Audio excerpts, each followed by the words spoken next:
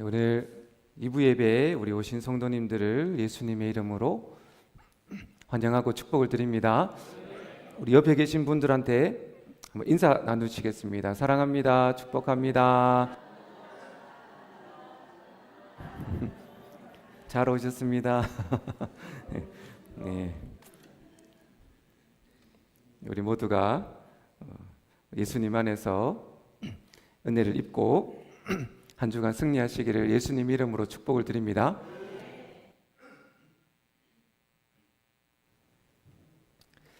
네, 오늘 말씀은 우리 신앙생활에 대해서 우리 한 번 더 살펴볼 텐데요. 신앙이 성장하는 이제 오늘 두 날개에 대해서 우리가 오늘 말씀을 함께 나누도록 하겠습니다. 신앙생활은 살아계신 하나님을 만나는 것이 신앙생활입니다. 여러분, 하나님을 어떻게 우리가 만날 수가 있을까요? 우리가 오늘 예배 시간에 고백했죠? 하나님은 영이시니 예배하는 자가 영과 진리로 예배할지니라. 오늘 말씀의 주제로 표현해 보면 하나님은 영이시기 때문에 영과 진리로 만날 수가 있다는 뜻입니다. 그래서 하나님을 만나려면 영으로 하나님께 나아가는 것입니다. 오늘 찬양도 그랬잖아요. 내 영 기뻐 노래합니다. 이 찬양의 시인도 자신의 안에 있는 그 영의 그 기쁨을 시로 표현한 겁니다. 그래서 우리가 먼저 우리 신앙생활을 할 때 하나님을 만나려면 이제 가장 우선적인 것은 예수님을 믿고 성령으로 거듭나야만 합니다. 좀 어려운 말인데요. 육이 죽어 영이 살아나야 하나님을 볼 수가 있는 겁니다. 예수 그리스도의 십자가의 능력은 우리가 늘 살펴봤죠. 십자가의 능력은 뭡니까? 나의 옛사람, 나의 죄악의 모습, 본성이 죽게 해주시는 능력이다. 갈라디아서 2장 20절 말씀을 우리가 한번 말씀 보겠습니다. 시작. 내가 그리스도와 함께 십자가에 못 박혔나니 그런즉 이제는 내가 사는 것이 아니요 오직 내 안에 그리스도께서 사시는 것이라. 이제 내가 육체 가운데 사는 것은 나를 사랑하사 나를 위하여 자기 자신을 버리신 하나님의 아들을 믿는 믿음 안에서 사는 것이라. 아멘. 오늘 그 성경 말씀하죠. 내가 그리스도와 함께 십자가에 죽었다. 이것이 십자가의 그 체험입니다. 그래서 우리가 예수님의 그 하나님을 만나는 그 첫 번째 문은 바로 예수님의 십자가의 보혈로 우리의 모든 죄가 씻김 받은 사람이 하나님을 만날 수 있는 자격을 얻게 됨을 믿습니다. 두 번째는 성령의 능력으로 다시 태어나야지 하나님을 만날 수가 있어요. 성령께서는 우리의 죽은 영을 다시 살려주시는 하나님이세요. 우리 요한복음 3장 5절 함께 읽습니다. 시작. 예수께서 대답하시되 진실로 진실로 내게 이르노니 사람이 물과 성령으로 나지 아니하면 하나님 나라에 들어갈 수 없느니라. 아멘. 우리 예수님 말씀에 물과 성령으로 나지 아니하면, 태어나지 아니하면, 옛날 성경은 거듭나지 아니하면 하나님 나라, 하나님을 볼 수가 없느니라. 저와 여러분이 물과 성령으로 다시 태어날 수 있기를 예수님 이름으로 축복을 드립니다. 여기서 말하는 물은 죄를 깨끗하게 정결하게 하는 물로서 예수님의 보혈을 의미하고요. 성령은 우리가 잘 알듯이 성령께서 우리 마음에 오실 때 우리 마음에 오셔서 우리 안에 있는 죽어 있는 영을 새 마음과 새 영으로 부활하게 하신다는 거예요. 성령님의 능력은 무슨 능력일까요? 부활의 능력입니다. 예수님을 죽은 자 가운데서 부활케 하셨던 성령님의 그 부활의 능력이 저와 여러분의 죽은 영을 살리는 생명의 그런 능력이 되시기를 예수님 이름으로 축복을 드립니다. 그래서 예수님을 믿고 성령으로 거듭난 영이 하나님을 만날 수 있는 이제 신앙생활의 시작이 되는 거죠. 사랑하는 여러분, 예수님의 십자가 보혈로 나의 모든 죄의 본성이 죽고 성령의 부활의 능력으로 여러분의 영이 다시 살아나시기를 예수님 이름으로 축복을 드립니다. 이렇게 해서 예수님을 믿는 거예요. 그러나 예수님 믿고 성령으로 거듭났다고 해서 우리의 신앙생활이 완성된 것은 아닙니다. 신앙생활의 시작이지 끝이 아니라는 거예요. 그래서 우리가 이제 성령으로 거듭나면 하나님의 자녀가 되어서 이제 비로소 행복하고 즐겁고 신나는 신앙생활을 시작하게 됩니다. 여러분, 신앙생활이 즐겁고 행복하고 기다려지고 그리고 예배가 막 두근거리고 그러나요? 그래야 정상인데요. 이 신앙생활 찬양하는 것도 막 기쁘고 이 신앙생활이 즐겁고 행복한 이유는 뭔가 봤더니 우리의 영혼이 하나님을 만나고 있기 때문에 내 마음이 즐거운 겁니다. 다른 이유가 없어요. 예배 예배뿐만 아니라 우리 신앙생활 하면서 좀 더 나은 삶의 변화 때문에 행복하고 기도가 더 잘 응답되어서 좋고 이게 아니라 신앙생활의 기쁜 것은 내 영이 기뻐야 내 마음도 기쁘고 내 육신도 기쁘고 내 삶도 기쁜 줄로 믿습니다. 결국에는 영이 만족이 돼야 되는 거예요. 여러분, 하나님을 만나야 인생이 행복한 줄로 믿습니다. 그래서 신앙생활은 딱 한마디로 요약하면 하나님 만나는 과정이에요. 예배도 하나님 만나는 것이고 그 다음에 이제 우리 신앙생활의 훈련을 배울 텐데 그 모든 훈련도 하나님을 만나기 위한 훈련이 되는 거예요.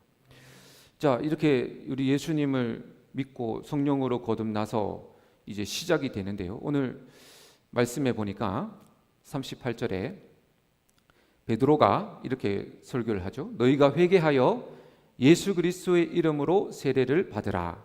그리하면 성령의 선물을 받으리니. 이렇게 설교를 공중에서 많은 사람들 앞에서 광장에서 전합니다.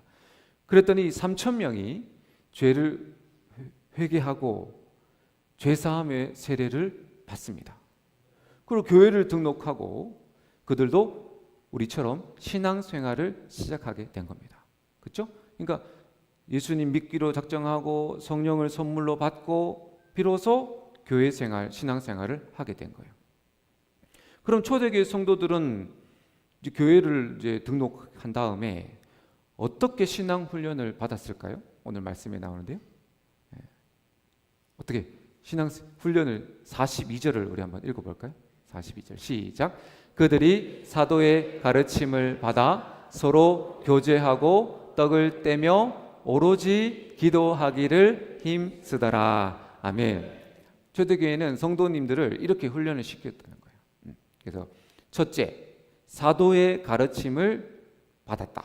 둘째, 서로 교제하고 떡을 떼었다. 셋째, 오로지 기도에 힘썼다. 이게 신앙생활의 훈련의 핵심 이제 교과서입니다. 교과서. 우리 첫 번째 사도의 가르침을 받았다는 것은 우리로 말하면 말씀을 배우고 말씀을 가까이 하는 삶을 훈련했다입니다. 초대교회 당시에는 신약 성경이나 그리고 신약 성경도 기록되지 않았을 뿐더러 구약 성경도 종이가 개발되지 않았던 시대로서 양피지 그 양의 가죽이나 염소의 가죽을 말려가지고 거기다가 글을 쓰거나, 파피루스라는 그 갈대를 이렇게 말려가지고 이렇게 접착시켜서 한 그런 파피루스라는 그런 나무 껍질에 글을 썼기 때문에 오늘날로 말하는 이런 책이 아니고 두루마리로 이렇게 큰 두루마기였어요. 근데 이게 값이 얼마나 비쌌겠어요? 가죽으로 만들었으니까요. 그래서 일반 백성들은 책을 구할 수도 없었습니다. 그래서 사도들이 가르침이라는 것은 사도들이 전하는 말로서 뭐를 전했겠습니까? 물론 구약 성경도 예언의 메시아를 전했겠지만 그 유대인들은 구약 성경을 능통했다는 거예요. 그럼 사도들의 가르침은 뭐냐? 사도들이 예수님과 3년 반 동안 따라다니면서 배웠던 예수님의 가르침을 배웠다는 거예요. 그래서 예수님의 말씀을 듣고 또 듣고 들으면서 말씀을 배워갔습니다. 근데 우리는 어때요? 하나님께서 성경책을 다 주시고 뿐만 아니라 구약과 신약의 말씀을 다 우리에게 얼마든지 보게 해주신 은혜의 시대인 줄로 믿습니다. 그 어떤 시대보다도 우리가 하나님을 만날 수 있는 기회를 많이 주신 거예요. 맞죠? 지금 시대가 그 시대라는 거예요. 성령 시대. 그래서 하나님을 정말 우리가 이제 믿고 이제는 하나님을 더 만나기를 목표로 하고 훈련할 때 정말 우리가 하나님을 더 실제로 만나시기를 원하시죠? 근데 이 마음으로는 안 돼요. 아무리 마음이 크고 나 하나님 만나고 싶은 마음이 간절해도 하나님을 만나는 통로는 두 가지예요. 말씀과 기도입니다. 말씀을 가까이 하시기를 바랍니다. 하나님은 우리를 어떻게 만나 주시냐? 하나님은 말씀으로 우리에게 찾아오십니다. 하나님이 우리를 만나 주시는 방법은 말씀으로 여러분에게 찾아오신다는 거예요. 자, 그래서 오늘 두 가지 이제 훈련법을 배울 텐데요. 신앙생활에 이제 두 가지 훈련, 말씀 훈련. 여러분 말씀을 묵상하는데 방법은 다양합니다. 통독을 해도 되고요. 아니면 큐티라고 있는데요. 어떤 오늘 읽은 것처럼 한 단락을 이제 잡아서 계속 몇 번 읽고 그 다음에 이렇게 연구하고 이런 방법도 있는데 그것은 방법은 중요하지 않아요. 그냥 여러분들께서 은혜를 많이 받는 성경을 항상 가까이 하는 것이 중요합니다. 어떤 방법을 취하는 것은 아무 문제가 되지 않아요. 중요한 것은 뭐냐? 묵상하는 방법이 있는데요.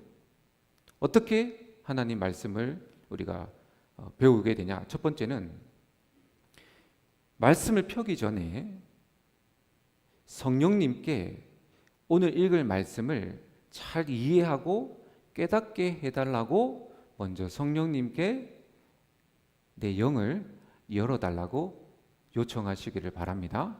이 책은 한글로 되어져 있어서 그냥 우리가 소리내서 읽을 수 있지만 이 책은 영서입니다.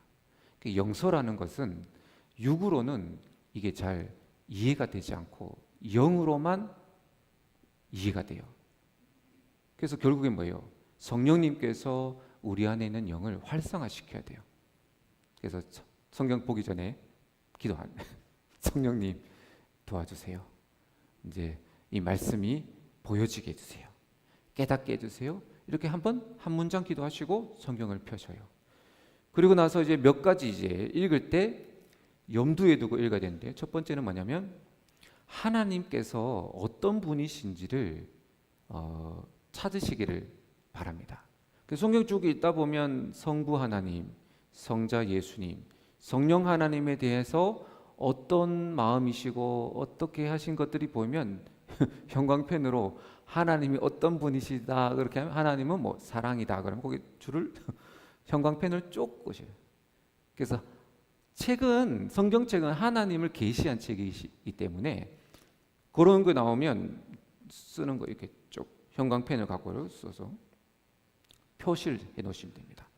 그렇게 해서 하나님이 어떤 분이신지를 우리가 알기를 원하는 마음으로 읽으시고요. 두 번째는 내가 어떤 존재인지를 하나님 말씀을 통해서 찾으시기를 바랍니다. 그래서 이제 말씀 읽으면서 나는 누군가 거의 뭐 나오겠죠. 나는 죄인입니다. 나는 하나님의 말씀에 불순. 그렇게 말씀 읽으면 어떤 마음이 들겠어요? 나의 연약함과 나의 약함이 막 보이겠죠. 거룩한 말씀 앞에 빛이 비치면 내 안에 있는 더러움이 비춰지겠죠. 그럼 어떻게 되세요? 마음에 회개가 나오겠죠. 그렇게 하나님 말씀에 나의 모습을 비춰달라고 말씀을 읽으시면 됩니다. 그리고 세 번째는 하나님께서 나에게 무엇을 원하시는지를 기도하면서 읽으시기를 바라요. 그러니까 말씀을 그냥 내가 제3자로 읽는 것이 아니에요. 그러니까 말씀 내용을 배우려고 하는 것이 아니라 오늘 하나님 저에게 무엇을 원하십니까? 하고 읽으면 이 말씀 속에서 마음에 감동을 주세요. 그 말씀을 배운다, 읽는다는 것은 내용 자체를 연구하는 것이 아니라 그냥 말씀은 그냥 말씀이에요. 더 이상 뭐 연구할 것도 없어요. 어린아이들도 다 알 수 있어요. 중요한 것은 이 말씀이 나에게 훈련이 되고 배우려면 이 말씀에 내 삶을 적용해야 돼요. 적용. 그래서 예를 들면 말씀을 막 읽는데 하나님께서 나가서 전도하라. 이런 말씀 오늘 읽었어요. 그러면 기도하면서 하나님 오늘 이 말씀을 통해서 내가 무엇하기를 원하십니까? 하면 하나님이 그래 오늘은 네가 한 명에게 한번 전도해 보거라. 이렇게 받을 수 있잖아요. 그렇게 하나님 말씀에 감동 주신 말씀에 있으면 근데 그것이 항상 읽을 때마다 그런 감동이 있을 수는 없어요. 없을 때는 그냥 하나님 은혜 말씀을 받고 어떤 날은 막 마음에 부담이 오고 감동이 올 때는 하나님이 오늘 이 말씀 순종하라나 보다 할 때는 그날 신경을 곤두세우고 이 말씀을 지키기 위해서 이렇게 언제 지켜야 되는지를 항상 기도하면서 그 말씀을 순종하시기를 바랍니다. 그리고 하나님께 주신 말씀이 있잖아요. 그 말씀을 아침에 만약에 읽으셨다면 그 읽고 그냥 잊어버리는 것이 아니라 그 말씀을 뭐 핸드폰에다가 앞면에다가 쓰시든지 노트에 쓰시든지 그 말씀을 시간 날 때마다 직장생활 할 때나 쉬는 시간에 할 때 그 말씀을 한 구절을 읊조리시기를 바랍니다. 말씀은 읽으면 읽을수록 새로워지는 거예요. 어떤 분들은 말씀 다 아는 말씀이라고 하지만 이 말씀은 우리의 영이 강해질수록 이 말씀이 점점 깊어지면서 더 큰 은혜가 있을 줄로 믿습니다. 그래서 소리내서 읊조리고 또 읊조리고 읊조리면 하나님의 말씀에 큰 은혜가 여러분에게 임할 줄로 믿습니다. 그 말씀을 읽는 것이 아마 습관이 되지 않은 그 분들이 계실 거예요. 그래서 말씀을 읽어야 되는 것은 알겠는데 말씀을 읽으려고 하니까 졸립니다. 그래서 말씀을 읽으려고 하면 자꾸 딴 생각이 나고 그리고 다른 것을 하게 돼서 그런 분들이 있죠. 왜 그러냐? 왜 그러냐? 오늘 말씀에 돼 있잖아요. 홀로 신앙생활 해서 신앙이 자라면 얼마나 좋겠습니까? 근데 오늘 초대교회에 뭐라고 돼 있어요? 중간에 말씀과 기도 중간에 성도의 교제가 딱 들어가 있어요. 그래서 하나님께서 우리에게 그 교회 공동체를 주신 것은 또 셀도 주시고 믿음의 동료들 주신 것은 무엇하라고 주셨을까요? 말씀과 기도를 같이 훈련해서 혼자 훈련하니까 안 되니까요. 같이 훈련하라고 믿음의 공동체를 주신 줄로 믿습니다. 처음 예수님 믿기로 작정하고 성령을 받아서 알아서 신앙생활 하라고 하면 이분이 말씀을 받아 하나도 모르겠고 기도를 하라 그러는데 하나도 모르겠고 그래서 하나님께서 옆에 믿음의 사람을 붙여주시는 거예요. 어떻게 하면 될까요? 우선은 성경을 정해서 읽으셔요. 그리고 우리 셀 모임 할 때는 계속 그 독려를 해야 됩니다. 성경을 읽을 수 있도록 계속 독려하고 요즘에는 카톡도 있어가지고 막 하루에 한 장 읽은 거 녹음시켜서 올려라고 하는 그런 모임도 있고 다양하게 성경을 읽을 수 있도록 도움을 줄 수가 있어요. 성경 읽으면 잘 이해가 되지 않습니다. 무슨 말인지 몰라요. 그럴 때는 어떻게 해야 되냐면 물으셔야 됩니다. 뭐지? 무슨 말이지? 이게 아니고 저에게나 믿음의 선배들에게나 리더에게 이런 말씀이 있는데 이게 무슨 의미가 있나요? 라고 물으면 더 빨리 말씀의 그런 훈련을 받을 수가 있는 겁니다. 그래서 항상 읽고 모르는 것을 물어보시길 바랍니다. 언제든지 열려 있으니까요. 그래서 교회 공동체에서 하나님 말씀을 배우고 말씀 읽기를 격려하면서 특별히 우리가 함께 말씀의 생활을 한다면 하나님께서 더 큰 말씀의 유익을 허락해 주실 줄로 믿습니다. 우리의 1년의 목표는 뭐죠? 일독입니다. 일독. 서로 밀어주고 당겨주면서 하나님 말씀을 열심히 우리가 훈련하기를 바랍니다. 이렇게 성경 말씀이 우리 삶의 어떤 계속 녹아질수록 살아계신 하나님을 우리가 더 뜨겁게 만날 수가 있습니다. 말씀이 없이는 아무리 우리가 바래도 소원해도 하나님을 만날 수가 없다는 거예요. 그래서 꼭 중요한 것은 말씀으로 살아가시기를 바랍니다. 두 번째, 초대교회 성도들의 훈련, 신앙생활 훈련은 기도에 힘썼더라.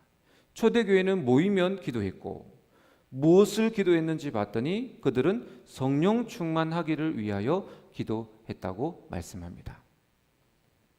그래서 우리가 이제 기도의 여러 가지 방법이 있는데요. 그래서 여러분 기도가 뭘까요? 기도를 한번 정의 한번 해볼까요? 기도는 하나님과의 대화, 기도는 하나님과의 교제입니다. 쉽게 설명하면 하나님께 전화를 하는 겁니다. 그게 기도예요. 하나님은 항상 여러분의 기도에 응답하십니다. 근데 어떻게 응답하시냐? 내가 바라고 소원하는 것을 다 이루어지시는 응답이 아니라 우리가 주님의 이름을 부르면 언제든지 하나님은 우리에게 오셔서 통화 버튼을 누르신다는 거죠. 한쪽에서 전화하는데 그쪽에서 안 받으면 이게 안 되는데 하나님은 언제나 우리가 주님 부르면 항상 귀를 여시고 우리가 무슨 이야기를 하는지 경청하시고 귀를 기울이시는 응답하시는 하나님이신 줄 믿으시기를 바랍니다. 그래서 기도를 많이 하는 사람들이 더 좋은 거예요. 항상 받으시니까요. 기도는 일방적이지 않습니다. 내가 하고 싶은 말을 하고 끊는 것이 아니에요. 내가 말하면 하나님께서 들으시고 하나님께서 말씀하시면 내가 듣는 것이 기도입니다. 그래서 기도는 하면 할수록 어떻게 되냐, 여러분? 하나님과 더 깊은 친밀한 관계가 되는 거예요. 사람도 많이 만날수록 친해지듯 하나님과 여러분 친해지기를 원하시죠? 원하십니까? 마음으로는 안 되고 정성을 보여야 되는 거예요. 정성은 뭐냐? 기도하는 겁니다. 하나님은 기도하는 자녀들을 굉장히 기뻐하시고 사랑하세요. 여러분 기도 잘하고 싶으시죠? 기도하는 방법을 알려드리겠습니다. 어떻게 기도를 잘할 수 있을까요? 기도는 내용보다 관계가 더 중요합니다. 하나님과 관계가 좋을수록 기도의 은혜를 누리게 됩니다. 그렇죠? 예를 들면 관계가 서먹하거나 불편한 사람과 식사를 하면 그 시간이 빨리 갈까요? 적게 갈까요? 늦게 갈까요? 힘들고 그리고 바늘방석 같은 그런 기분으로 대화가 되겠죠. 대화를 하더라도 속에 있는 진심을 나누기보다는 그냥 그 일상생활의 대화만 진행될 것 같습니다. 기도도 마찬가지입니다. 관계가 좋아야 기도도 열리는 거예요. 그래서 제일 먼저 우리가 하나님 앞에 올려드려야 할 기도는 무엇인가? 회개 기도입니다. 회개 기도는 하나님과 우리의 관계를 회복하는 방법이에요. 아무리 죄를 지으면요, 기도가 안 올라가집니다. 죄악 가운데 있을 때는 기도를 하려고 해도 막혀가 있어서 답답해요. 그러면 어떻게 해야 되냐? 회개해야 돼요. 회개.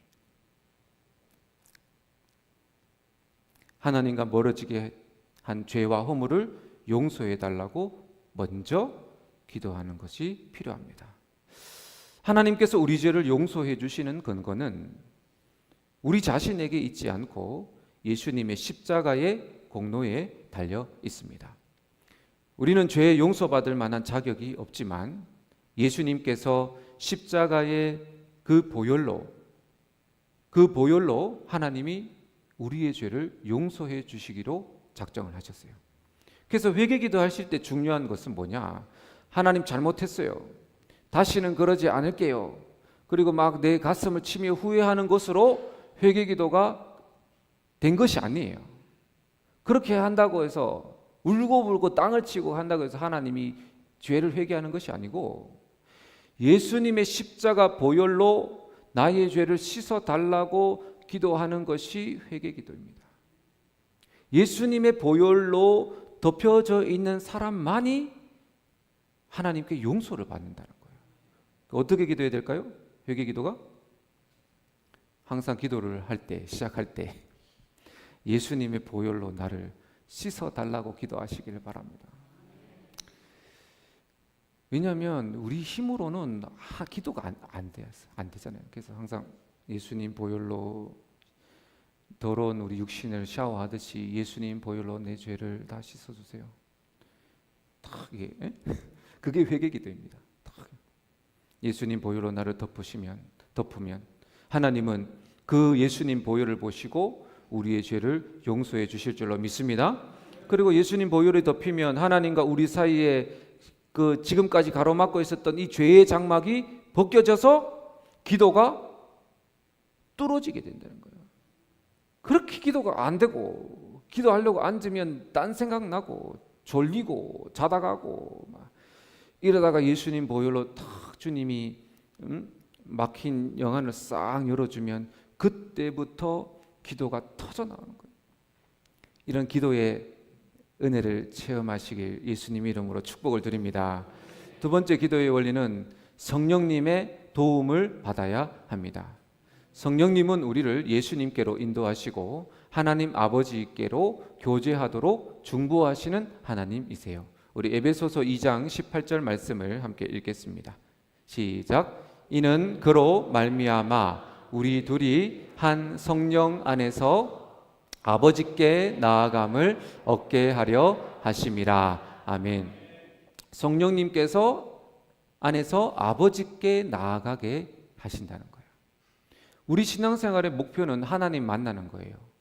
근데 우리는 육적인 존재이기 때문에 성령님이 도와주셔야만 하나님을 만날 수 있습니다. 기도도 마찬가지예요.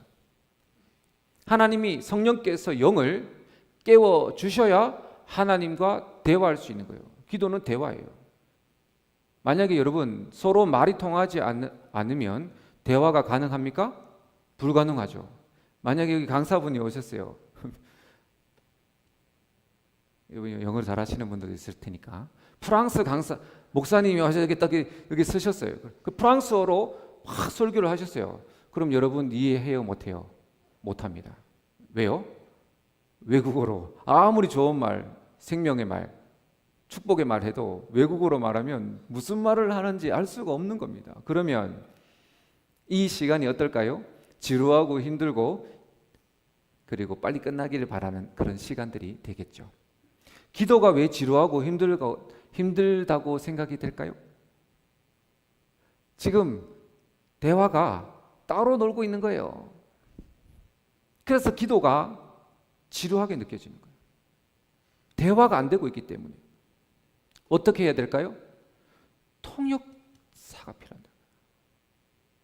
성령님께서 하나님과 우리 사이에 중보자가 되어 주실 때 우리의 기도가 기쁨의 기도, 그리고 열리는 기도가 될 줄로 믿습니다. 그래서 우리가 기도하실 때 두 번째는 어떻게 기도하시냐면 성령님을 의지하는 기도하실 때. 그래서 어떻게 성령님 하나님께 기도하려고 하는데 도와주세요. 성령님이 이곳에 오셔서 이 기도의 자리에 오셔서 내 힘으로는 기도할 수 없으니 함께 해주세요. 이렇게 성령님께 기도를 의탁해야 됩니다. 이 별것 아닌 것 같지만 이게 훈련이에요. 훈련. 그러면 성령님은 기쁨으로 즐거워하면서 우리가 기도할 것도 생각나게 하시고 기도를 막 이끌어 가세요. 성령의 인도를 받아 기도가 시작이 되는 거예요. 그러면 기도가 지루하지 않고 즐겁고 기도의 역사가 또 기도의 그 유익이 충만하게 나타날 줄로 믿습니다. 그래서 말씀과 기도 혼자 하는 것이 쉽지 않아요. 믿음의 공동체를 주셨 것도 혼자 기도해서 잘 되면 좋겠지만 처음부터 그렇게 기도 잘하는 사람은 없어요. 오늘 초대교회가 어떻게 했다고요? 함께 모여 기도하더라. 사랑하는 여러분, 우리에게 이렇게 셀 공동체를 주시고 또 믿음의 신앙생활의 훈련을 할 수 있도록 믿음의 동력자들을 주신 것을 감사하시길 바랍니다. 함께 기도하는 겁니다. 함께. 기도는요, 책으로 배우는 것이 아니에요. 근데 난 또 기도 안 돼요. 그럼 어떻게 돼요? 옆에 먼저 기도하시는 분들을 보면서 나는 기도 잘 못하면 기도를 또 듣기도 하고 그 다음에 손을 잡고 기도도 하고 또 기도 제목 나누고 기도도 하고 그렇게 해서 기도를 배워가는 겁니다. 서로 끌어주고 밀어주고 하면서 기도의 훈련을 받으시기를 예수님 이름으로 축복을 드립니다. 사랑하는 여러분, 신앙이 성장하려면 말씀과 기도의 두 날개가 다 필요합니다.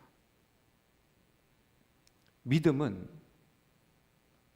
구원받고 거듭났다고 해서 믿음이 자라는 건 아닙니다. 말씀과 기도의 두 날개를 펴서 성령의 바람을 타고 하늘로 올라갈 때 믿음이 성장하는 겁니다. 그러므로 서로 교제하며 말씀을 나누고 함께 소리내어 기도합시다. 여러분, 신앙생활은 하나님 만나는 건데요. 제가 드리고 싶은 말씀은 하나님을 만나는 것이 얼마나 인생에 기쁘고 비교할 수 없는 은혜가 있는지 몰라요. 그 은혜는 깊고도 깊고 넓고도 넓어서 맛본 사람만 알아요. 아침마다 새롭고 늘 새롭고 그러면 어떻게 될까요? 여러분, 매 삶 가운데 하나님 만나면 코웃음이 저절로 나옵니다. 항상 기뻐요. 즐겁고 행복하고. 저는 우리 모든 성도님들이 이런 진짜 좀 살아있는 신앙생활을 하기를 원합니다. 아무리 훌륭한 말씀, 교회에 있어도 신앙은 결국에는 뭐예요? 구원은 다 나 개인이에요. 옆에 있는 가족도 여러분을 구원하지 못합니다. 결국에는 하나님과 1대1이에요. 여러분이 힘써야 됩니다. 말씀, 기도. 하루, 이틀, 3일, 4일 힘내시기를 바랍니다. 그래서 여러분 안에서 저와 우리 모든 성도들이 정말 하나님을 만나는 그 기쁨, 왜 이렇게 좋은, 그러니까 그럴 때면 예배도 막 달라지지 않겠어요? 이 설명할 수 없는 이 물밀듯이 밀려오는 하나님의 은혜 평강이 그냥은 안 되고 말씀과 기도로 저와 여러분이 이런 하나님을 만나게 되시기를 예수님 이름으로 축복을 드립니다. 하나님 아버지 감사합니다. 우리가 예수님 믿고 성령으로 거듭나 하나님의 자녀가 되었고 이렇게 주님의 전에 교회에서 성도로서 믿음 생활을 시작하게 해주셔서 감사를 드립니다. 하나님, 그러나 이것은 끝이 아니라 하나님을 만나는 더 축복을 주시려고 말씀과 기도를 우리에게 훈련하라고 하십니다.